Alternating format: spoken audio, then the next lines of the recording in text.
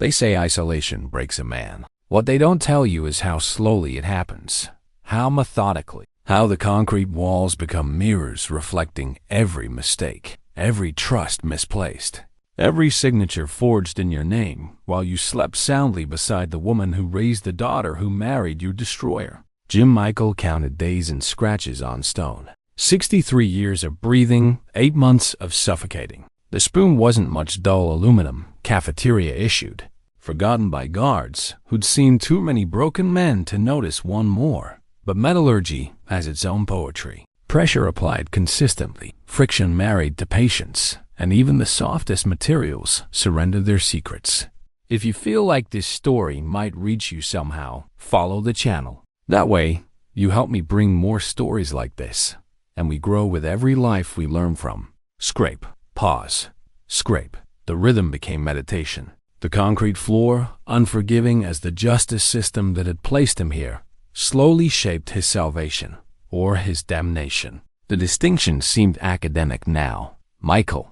Warden Marone's voice cut through the morning like a blade through silk.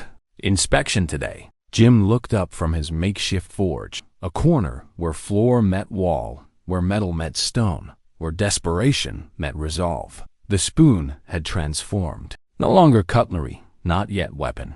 Something between hope and hatred. Yes, sir. The words tasted like copper pennies and lost dreams. Marone studied him with eyes that had catalogued 1,000 surrenders. Clean yourself up. State inspector's coming. Wouldn't want him to see ... this. His gesture encompassed everything. The scratched walls, the sharpened implement. The man who'd once signed million-dollar contracts now reduced to counting heartbeats in a concrete tomb. The irony wasn't lost on Jim. An inspection. Someone coming to examine the integrity of their little kingdom built on corrupted foundations. Someone who might ask questions. Someone who might listen. Or someone who might simply nod and move along, adding another check mark to a form that would gather dust in a file cabinet somewhere, while men like Jim rotted in boxes designed to forget. Freedom, even borrowed, tastes different than you remember. The solitary confinement door opened with a sound like breaking bones. Metal against metal, authority against humanity. Jim stepped into fluorescent light that burned his adjusted eyes, surrounded by the controlled chaos of inspection day. Inspector Davies walked through the prison like a tourist in a museum, observing artifacts of human failure with professional detachment. Young enough to still believe in rehabilitation, old enough to recognize its limitations. "This is our model prisoner," Marone announced, his hand finding Jim's shoulder with practiced political pressure. Adjusting well to institutional life. Adjusting. As if 8 months of systematic dehumanization was a lifestyle choice. As if the daily grind of existence without purpose was simply another form of physical therapy. Jim smiled. The expression felt foreign on his face, like wearing clothes that belonged to someone else. "How do you find the facilities, Mr. Michael?" Davies asked, his pen poised over a clipboard that would determine the fate of 1,000 nameless souls. The question hung in the air like smoke. A moment, a choice, a chance. "Adequate," Jim replied, his voice steady as winter stone. Marone's relieved exhale was audible. The performance was proceeding as scripted, but scripts can be rewritten. "Though I do have concerns about the accounting practices." The words sliced through the institutional politeness like his sharpened spoon through flesh. Davies looked up. Marone's grip tightened. "Concerns?" The inspector's voice carried the sharp attention of a bloodhound catching scent. Irregularities in commissary pricing. Inflated costs for basic necessities. Money flowing upstream through channels that seemed ... creative. Jim's tone remained conversational, almost bored. "Of course, what would I know about financial fraud?" The silence stretched like a held breath. Marone's face had gone the color of old bone. "Mr. Michael has been stressed by his incarceration. Sometimes inmates create fantasies to cope with stress."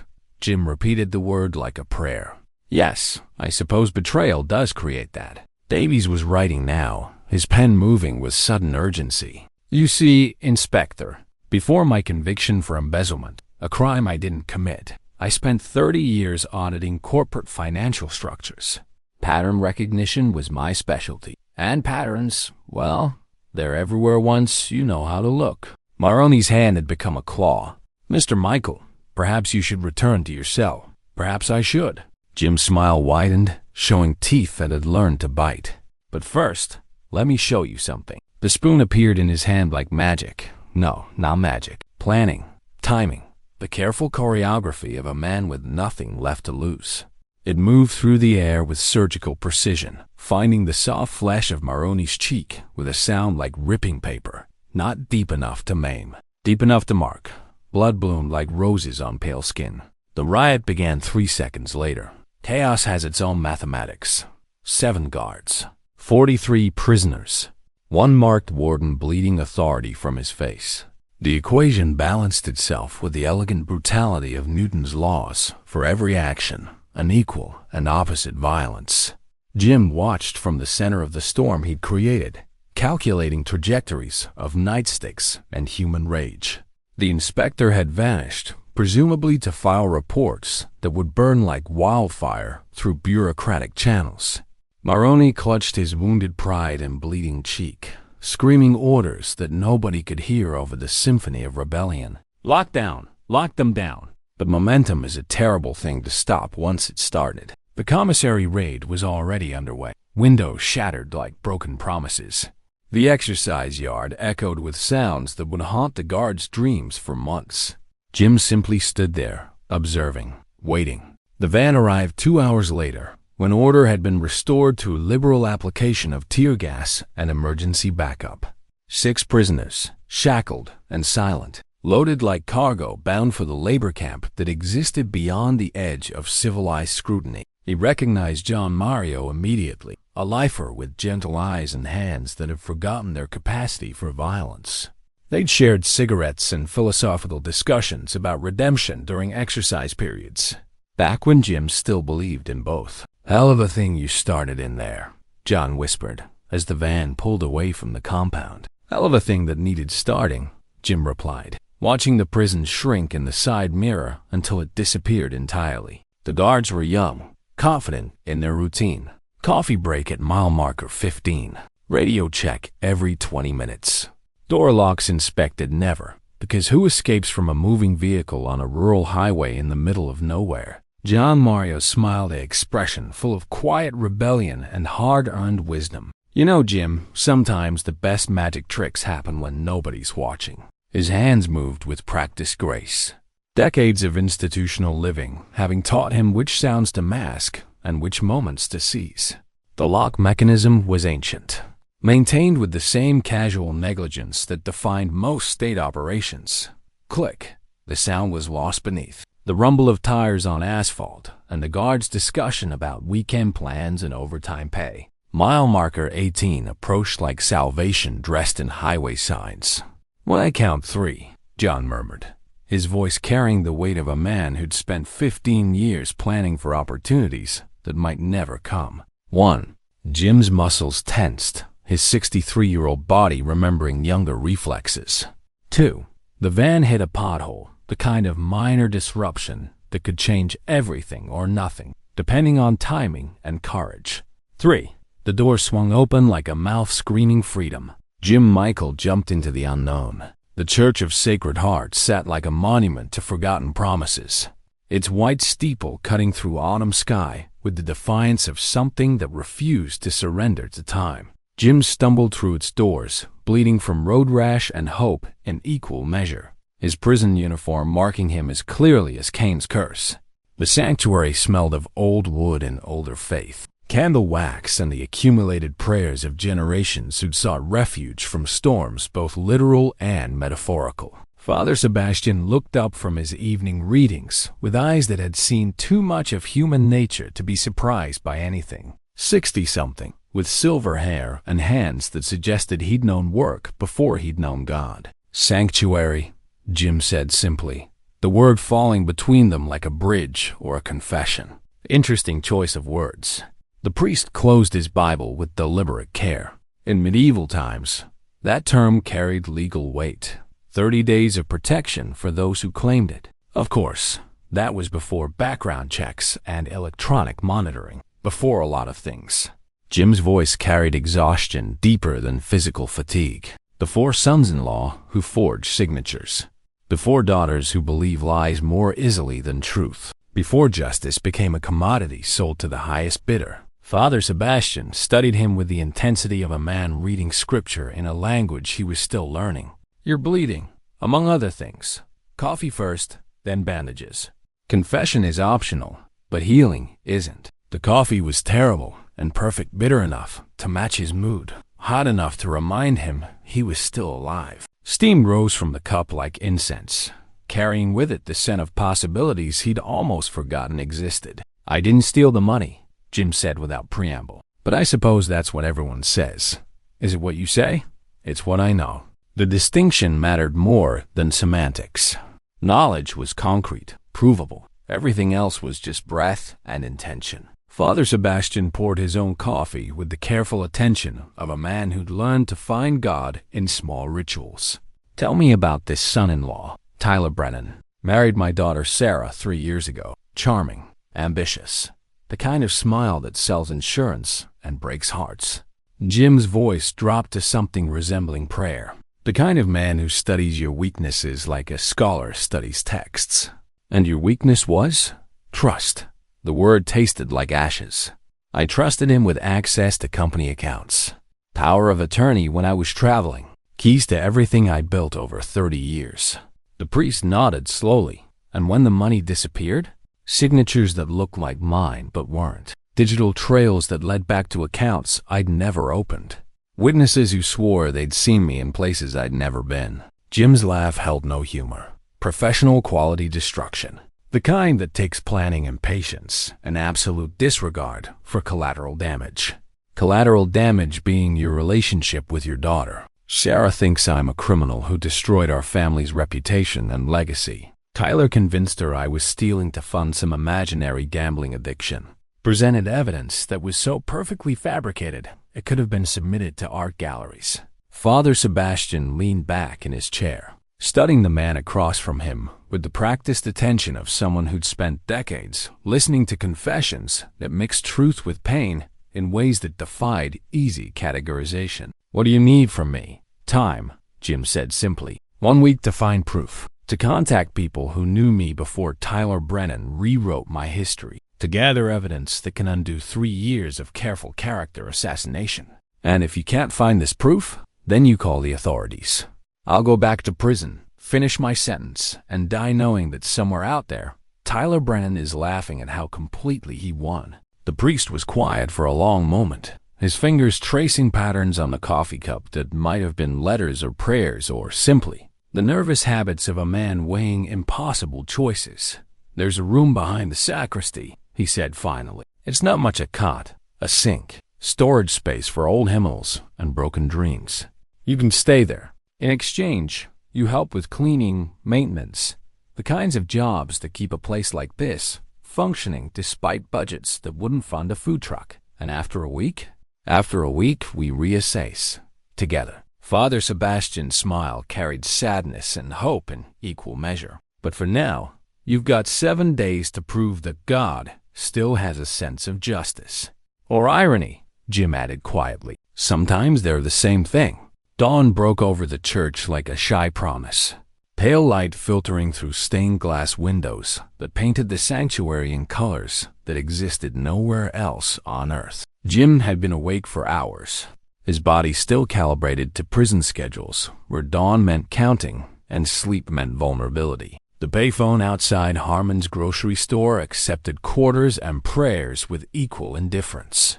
Jim fed it coins he'd earned sweeping the church, each metallic clink echoing like a countdown timer. Reynolds Law Firm. This is Jim Michael. I need to speak with David Reynolds. A pause. The kind of silence that screamed volumes about reputation and association and the careful distance people maintained from radioactive clients. Mr. Reynolds is unavailable at the moment. Perhaps I could take a message? Translation. The lawyer who'd represented him during trial now treated his name like a contagious disease. Tell him it's about Tyler Brennan's financial records from 2021. Tell him I have questions about the Liberty Trust account, that doesn't appear in any of the discovery materials he provided. Another pause. Longer this time. Please hold. The whole music was pharmaceutical advertising set to music, a perfect metaphor for everything wrong with systems. Designed to heal, but optimized to profit. Jim. David Reynolds' voice carried the weariness of a man who'd spent 3 years trying to forget his most public failure. You shouldn't be calling him. I shouldn't be a lot of things. Innocent, free, trusting. But here we are. Here we are. David agreed quietly. What do you want? The truth about Liberty Trust. The offshore account Tyler used to funnel money before transferring it back through shell companies to make it look like I was embezzling. Jesus, Jim. You can't just... The lawyer's voice dropped to a whisper. You can't just call and make accusations like that. I'm not making accusations. I'm stating facts. Facts you didn't investigate because Tyler provided evidence that was so convincing you never looked deeper. The evidence was compelling.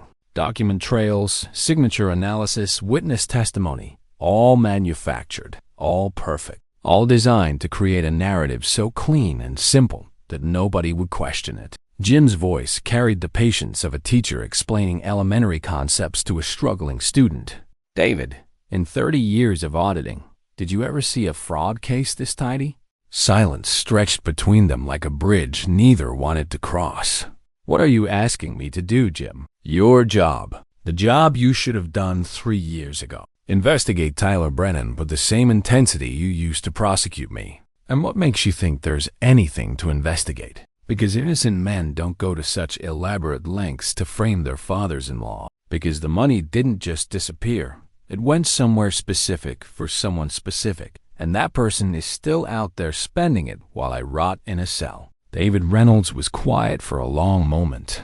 When he spoke again, his voice carried the exhaustion of a man who'd been carrying guilt he'd never acknowledged. There were always things that bothered me about the case, he admitted slowly. Details that were too perfect, timelines that aligned too neatly. But the evidence was overwhelming, and Tyler was so cooperative, so helpful, so charming, Jim finished.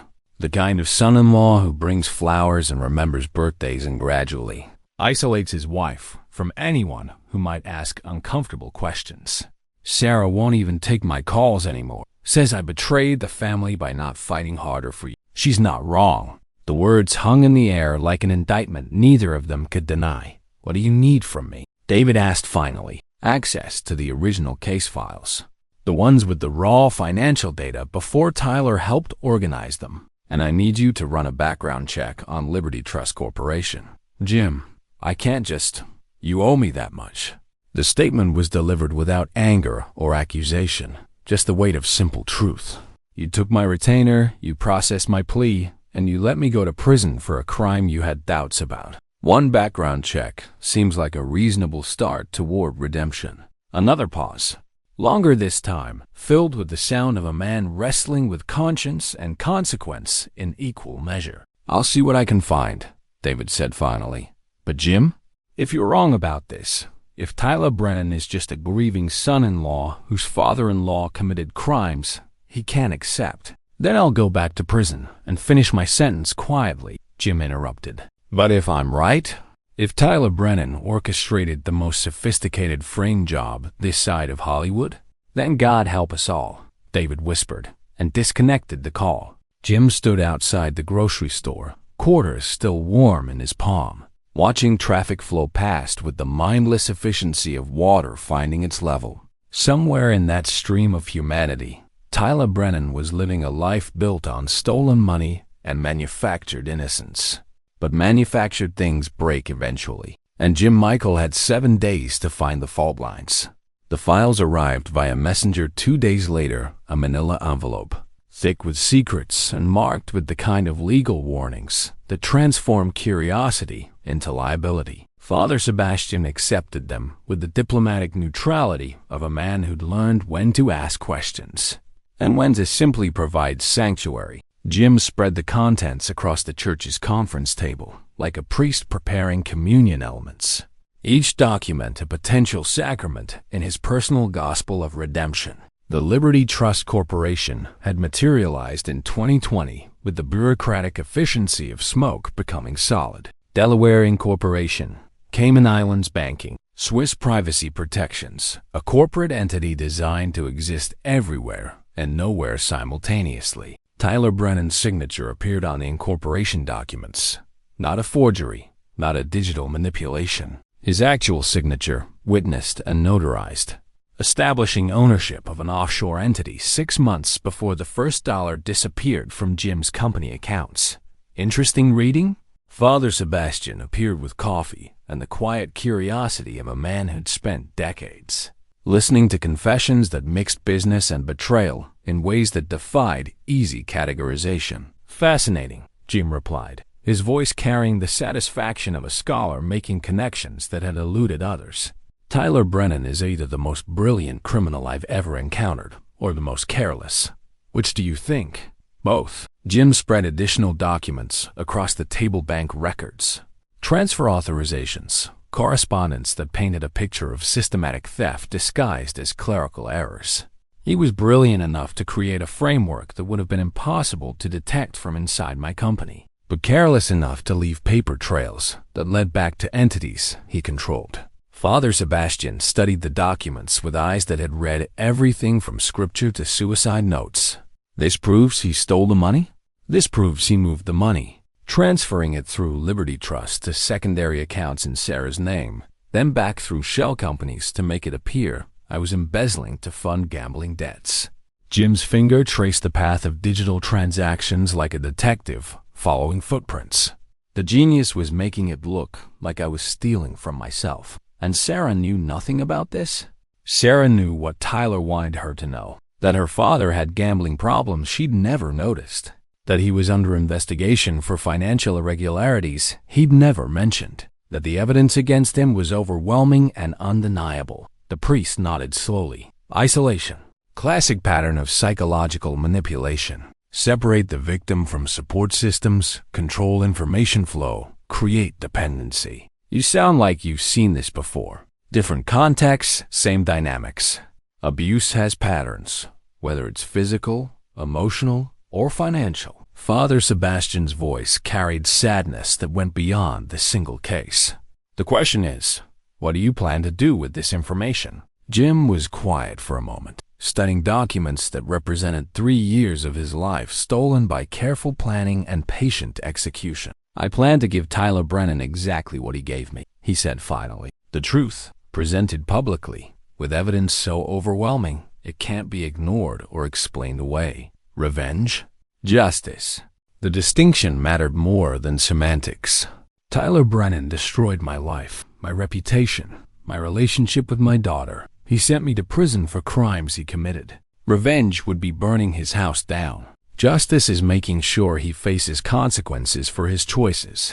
Father Sebastian poured himself coffee with the deliberate care of a man buying thinking time. And if Sarah doesn't believe you, if she's been manipulated so thoroughly that evidence seems like another form of deception. The question hit Jim like a physical blow. He'd spent 3 years in prison, imagining the moment when his innocence would be proven, when his daughter would understand how completely she'd been deceived. He'd never considered the possibility that truth might not be enough. Then I lose her forever, he said quietly. But at least I'll know I tried to save her from a man who sees her as nothing more than a convenient cover for his crimes. And if you're wrong? If Tyler Brennan is guilty of poor judgment rather than criminal conspiracy? Jim looked up from the documents, meeting the priest's eyes with the steady gaze of a man who'd spent 8 months in solitary confinement, thinking about exactly this possibility. Then I'll go back to prison, and Tyler Brennan will have won more completely than he ever imagined possible. But I'm not wrong, Father. I've spent 30 years reading financial documents, and these numbers tell a story clearer than scripture. Father Sebastian nodded slowly. What do you need from me? Help contacting Sarah, getting her to agree to meet somewhere public, somewhere safe, and maybe. Jim hesitated, the words carrying weight he wasn't sure he could bear.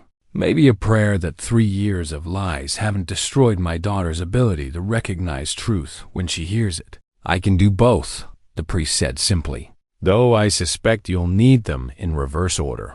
Outside, autumn wind rattled windows with the promise of changes coming, whether anyone was ready or not. Jim gathered the documents that would either save his relationship with his daughter or destroy it forever, knowing that some truths were too important to leave unspoken, regardless of the cost.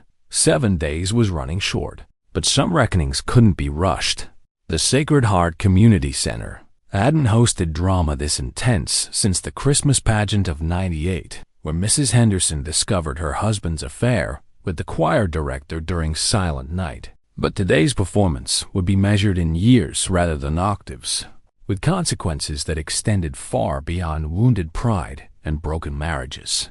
Sarah Brennan arrived first, punctual as always, her tension visible in the rigid line of her shoulders and the way her fingers worried, the wedding ring that had become both symbol and shackle. She'd agreed to the meeting against Tyler's wishes, against her own better judgment, pulled by something that might have been hope or curiosity, or simply the exhaustion of carrying doubt for 3 years.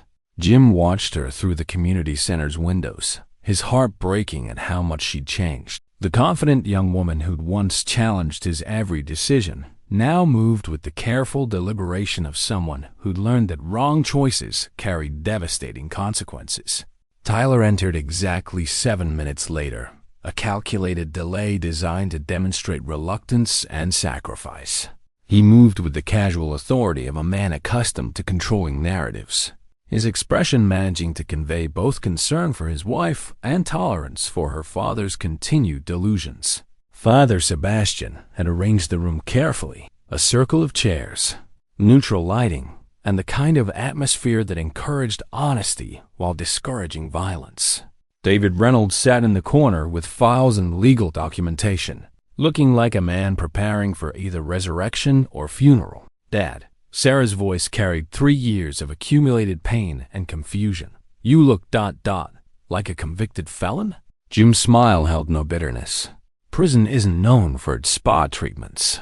Tyler remained standing, positioning himself behind Sarah's chair with the protective stance of a husband defending his wife from her own poor judgment. Sarah, we don't have to do this. Your father made his choices, and now he's trying to... Tyler. Jim's voice cut through the manipulation with surgical precision. Please sit down. We're all going to need to be comfortable for this conversation. I don't think. Sit down. Something in Jim's tone, perhaps the edge acquired through 8 months of institutional survival, convinced Tyler that cooperation was preferable to confrontation. He sat, but remained coiled, ready to respond to threats both real and imagined. Jim pulled out the first document with the careful reverence of a priest handling sacred texts. Sarah, do you remember the Liberty Trust Corporation? No. Should I? Not unless you're familiar with Delaware incorporation law and Cayman Islands banking regulations. Jim's voice remained conversational, almost academic. It's an offshore entity established in 2020 by your husband, 6 months before the first dollar disappeared from my company accounts. Tyler's face had gone pale, but his voice remained steady. That's ridiculous. I don't know anything about any Liberty Trust. Jim placed Tyler's signature on the incorporation documents in the center of the circle, like evidence in a trial where everyone was simultaneously judge and jury. This is your signature, Tyler. Witnessed, notarized, filed with the Delaware Department of Corporations on March 15th, 2020. The same month you suggested I give you power of attorney to handle routine business transactions while I was traveling. Sarah leaned forward, studying the document with the intense focus of someone watching their world reorganize itself around new information. Tyler, what is this? I can explain... Tyler's composure was beginning to crack, revealing something desperate underneath the charm. It's not what it looks like. What it looks like, Jim continued, placing bank records beside the incorporation papers, is systematic theft disguised as embezzlement. Money transferred from my company accounts to Liberty Trust, then moved through shell companies to accounts in Sarah's name, then back to create the appearance that I was stealing to cover gambling debts. Gambling debts you actually had, Tyler said, his voice gaining strength from the familiarity of established lies. Sarah, you remember finding those casino receipts in his car. Receipts you planted, Jim interrupted quietly. Receipts from casinos I'd never visited, dated for times when I was provably in other states on business. Sarah looked back and forth between the two men who'd shaped her adult life, trying to reconcile the narrative she believed for 3 years with evidence that suggested everything she knew was built on fabrication. "Dad, Tyler showed me credit card statements, bank records, testimony from people who saw you, people Tyler paid to lie, records Tyler falsified, evidence Tyler created to support a story he needed you to believe." Jim's voice remained steady, but his eyes held the pain of a father watching his daughter realize the depth of her deception. "Sarah, in 30 years, did I ever gamble? Ever show any signs of addiction? Ever lie to you about money?"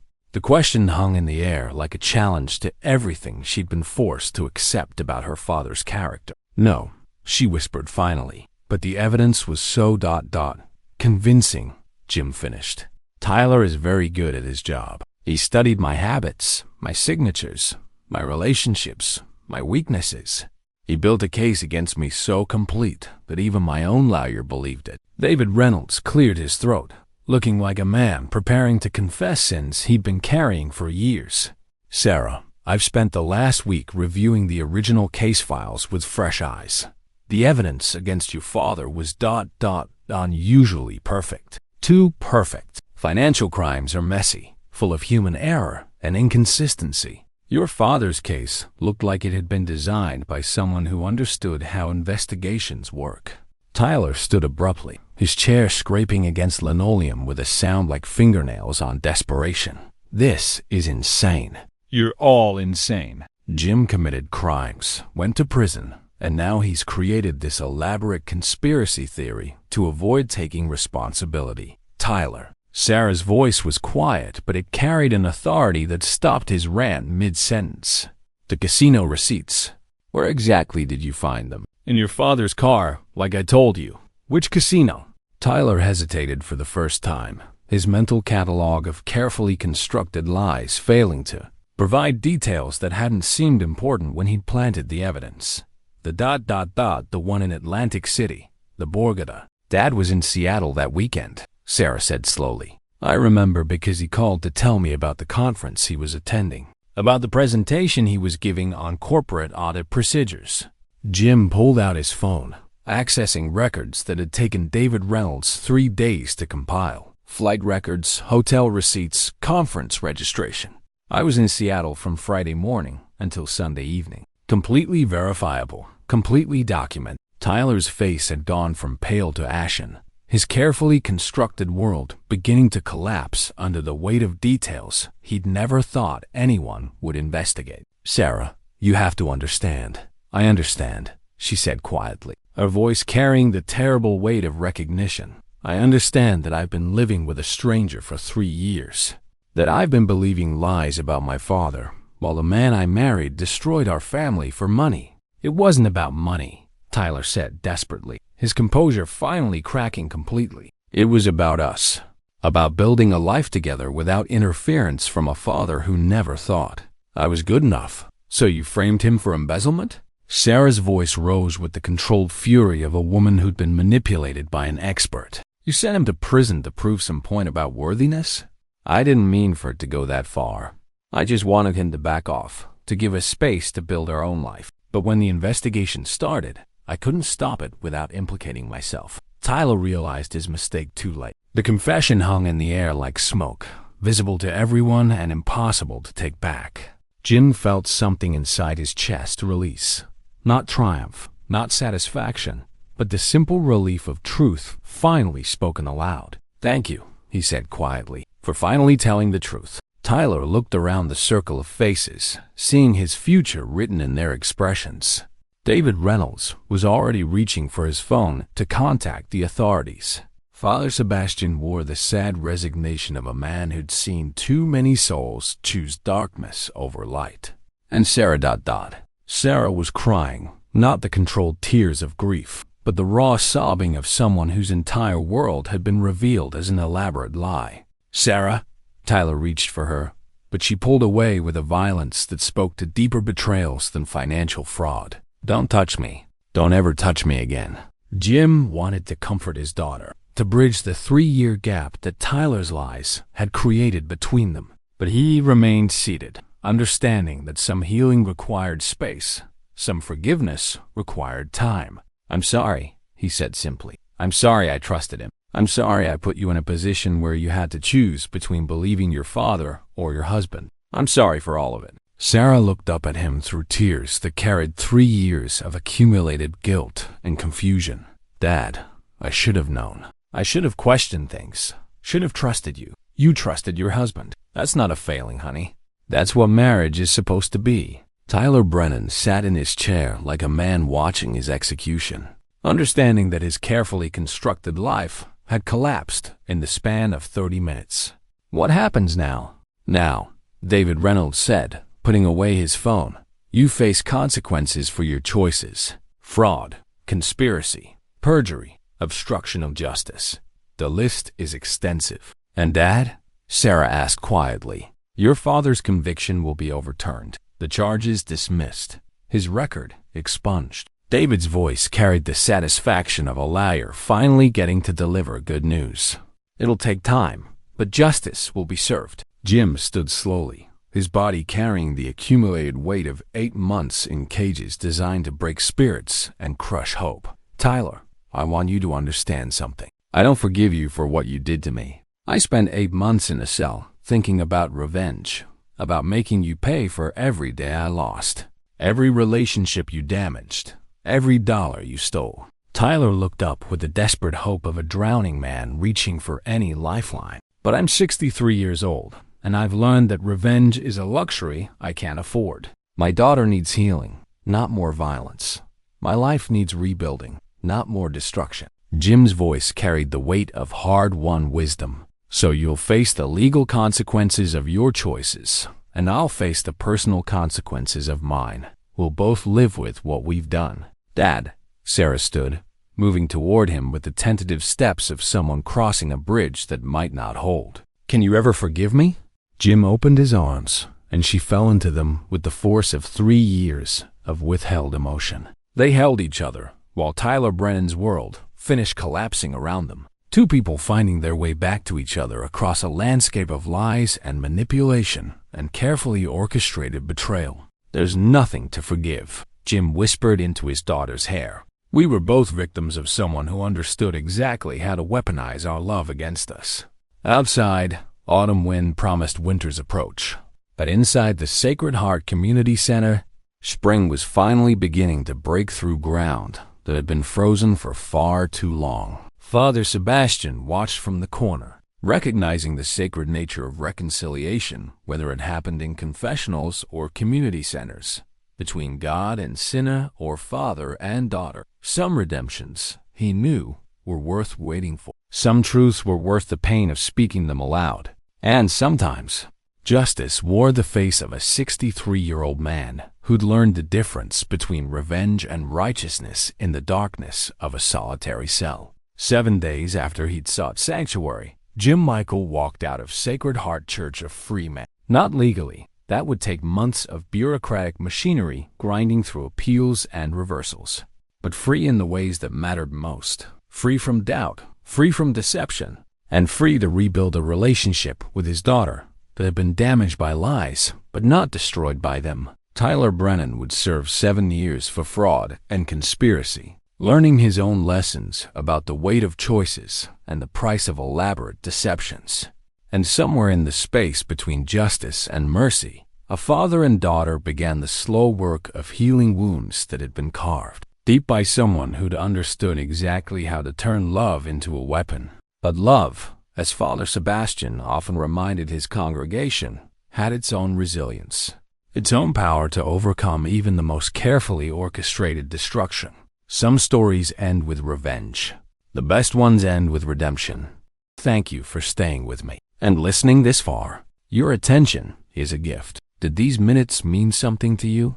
Then please follow the channel. Every click from you is a push that helps me keep bringing stories that truly stay with us.